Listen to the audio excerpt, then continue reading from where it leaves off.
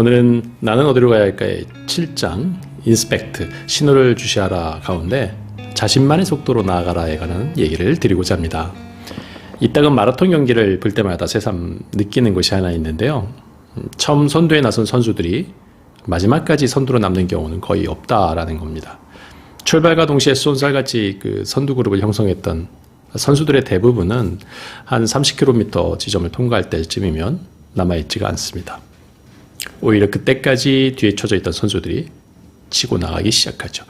그리고 35km 지점을 지날 때면 어느 정도 선두 그룹의 윤곽이 결정이 되고 그들 중에 한 명이 결승점을 가장 먼저 통과를 하게 됩니다. 결국 최후의 승자는 다른 선수들의 속도에 연연해야 하지 않고 자신만의 페이스대로 달린 사람이라는 것이죠. 중국의 한 농부가 벼를 심어놓고 아주 흐뭇한 마음으로 아침 저녁으로 지켜보았습니다. 그러다가 좀 더 빨리 자랐으면 좋겠다라는 마음이 들었어요. 그래서 어느 날 벼를 조금씩 위로 당겨 놓았더니 꽤 많이 자란 것만 같았습니다. 그러나 다음날 아침에 논에 나가보니까 벼들이 모두 시들어 죽어 있었죠. 네, 조장이라는 말에 얽힌 고사입니다. 온종일 뭔가에 쫓기듯 여유 없이 살아가는 사람들이 많습니다. 쉬는 날도 거르고 또 계획한 일을 완벽하게 처리해야만 직성이 풀리죠. 하지만 안타깝게도 인생의 문제는 오히려 점점점 더 쌓여만 갑니다. 왜 우리는 열심히 사는데 삶은 점점 여유가 없어지는 걸까요? 그건 다른 사람의 속도에 맞춰서 살아가는 우리의 현실 때문이 아닌가 싶습니다. 초반부터 자기 스피드를 과시해서 뛰는 마라톤 선수나 벼를 당겨놓고 좋아하는 사람처럼 자신만의 속도를 정확하게 알지 못하는 데에 그 원인이 있는 것이죠. 만약에 열심히 바쁘게 사는 대가로 모든 문제가 사라진다면 어느 누구나 아주 기꺼이 바쁘게 살아갈 것입니다. 무조건 타인의 속도를 따라가는 삶은 끊임없이 바쁜 일상생활에 휩쓸릴 뿐만 아니라 타인에게 모든 걸 맞추다 보니까 자기 감정을 숨기거나 억제하면서 발생하는 어려움을 겪게 됩니다. 다른 사람의 시선으로 자신의 인생을 바라보기에 지금 자신에게 소중한 것은 무엇인지, 어떠한 삶을 살아가고 싶은지에 대한 고민을 애써 회피하고 마는 것이죠. 결국은 시간이 흐를수록 많은 것을 놓치게 되고 허망해질 수밖에 없게 됩니다. 사실 우리가 겪는 대부분의 스트레스 그리고 불안 이런 것들은 다른 사람의 기준과 판단에 자신의 삶을 맞추는 데서 기인합니다. 타인의 속도에 맞추다 보니까 조급함이 지나치고 또 때로는 강박증마저 생기게 되는 것이죠. 다른 사람보다 뒤처지는 것은 아닌가 하는 걱정으로 잠을 이루지를 못합니다. 옳은 방향으로 나아가기보다 빨리 어딘가에 도착하기만을 바라기 때문이죠. 그러나 결코 늦은 시간이란 없습니다. 가장 위대한 프랑스 작가로 꼽히는 빅토르 위고, 그가 레미제라블을 발표했을 때는 60세였어요. 영화로도 크게 히트한 반지의 제왕, 톨키엔이 62세에 발표한 작품이고요. 소설가 박완서 씨 다 아시죠? 문단에 등단한 것은 그녀가 40세였습니다. 66세에 플리처상 후보로 올랐지만 수상에 실패한 재즈 피아니스트 듀크 웰링턴은 이렇게 말했었죠. 하나님은 내가 너무 젊은 나이에 유명해지는 걸 바라지 않으셨나 봅니다. 미국 뉴욕의 시간은 로스앤젤레스보다 3시간이 빠릅니다. 러시아 블라디보스톡, 모스크바보다 무려 7시간이나 빠릅니다. 그렇다고 로스앤젤레스가 뉴욕보다 뒤처지고 모스크바가 블라디보스톡보다 뒤처진 것이다 라고 생각하는 사람이 있을까요? 그렇다면 자기만의 속도로 나아가기 위해서는 어떻게 해야 할까요? 우선 질문을 던져야 합니다. 우리는 어린 시절부터 문제에 답변하는 훈련을 받아왔죠. 수업 방식도 그랬고 숙제도 그랬고 시험도 마찬가지였습니다. 정해진 시간에 얼마나 문제를 많이 푸느냐, 맞추느냐 이걸로 늘 능력이 결정됐죠. 그러다 보니까 우리는 질문하는 것보다 답변하는 것에 훨씬 익숙해 왔습니다. 그러나 세상은 질문하는 자들이 이끌고 가는 법이죠. 그들은 끊임없이 생각하고 고민해서 새로운 문제를 세상에 던지면 우리 세상 사람들은 그들이 던진 문제를 해결하기 위해서 끙끙거리고 밤을 새웁니다. 최고의 수재는 답을 하지만 천재는 질문을 던지는 거죠. 그리고 무엇보다 이 길이 내가 가고자 하는 방향에 부합되는 것인가? 또 이것을 통해 나는 어떠한 만족 또 경험을 얻을 것인가? 그리고 근본적으로 나는 이것을 간절히 원하는가와 같은 질문을 스스로에게 던져야 합니다. 이러한 질문은 타인의 기준을 만족시키는 것에서 벗어나서 자기 선택으로 자기 인생을 살아가게 만들죠. 뿐만 아니라 스스로 묻고 답변하는 그 자체만으로도 자신을 알아가는 그 만족감 그리고 충족감을 얻을 수 있게 됩니다.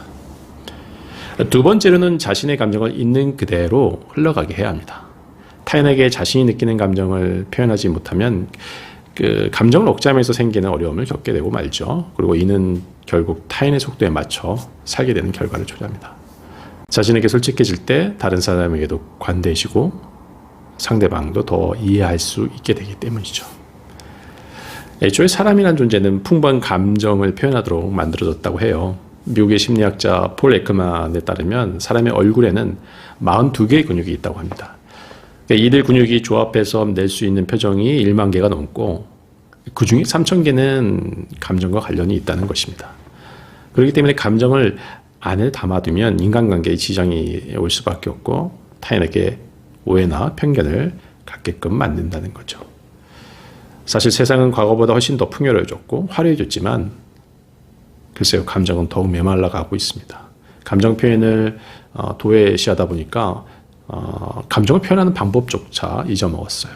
그래서 감사한 일이 있어도 고마워하지 않고 사실 슬퍼도 눈물조차 나오지 않는 세상이 되었습니다. 모두 덤덤한 가운데 겉으로는 아무 일 없이 사는 것 같지만 실은 감정을 배출할 출구를 찾지 못하고 있는 것이죠. 마지막으로 가장 중요한 건 비교하지 않는 것입니다. 남들로부터 인정과 박수갈채를 받아서 부러움의 대상이 되고자 하는 그러한 욕망은 남들과 끊임없이 비교하고 경쟁하게 만들죠. 우리는 그러한 비교를 통해서 성취감을 느낄 수 있다고 스스로를 세뇌합니다. 더 안타까운 일은 타인과의 비교를 통해서 자신을 압박하고는 정말 자유롭게 살지 못하고 있다라고 한탄하는 것입니다. 예전에 아부다비에서 근무할 때 제가 운전을 하다 보면 현지차들의 그 주행 속도에 깜짝깜짝 놀라고 했는데요. 시내 일반 도로에서도 100km를 넘는 건 매우 흔한 일이었어요.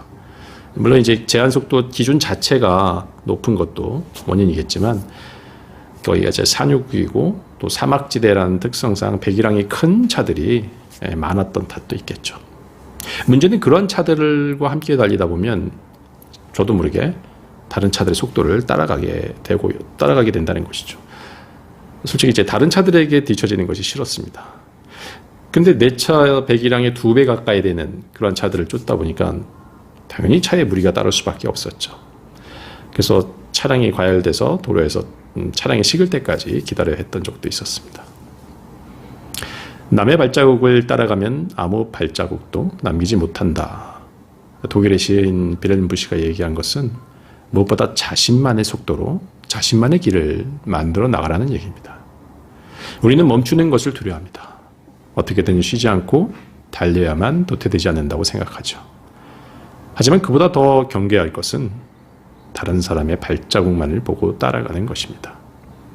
앞 사람의 발자국을 쫓는 것이 안전하게 보일지는 모르겠지만 어디로 향하고 있는지 알지 못하기 때문에 더욱 위험한 일이죠. 오히려 돌이킬 수 없는 잘못된 길로 인도할 수 있기 때문입니다. 차량의 배기량이 다르듯 우리 각자의 그릇은 다 다릅니다.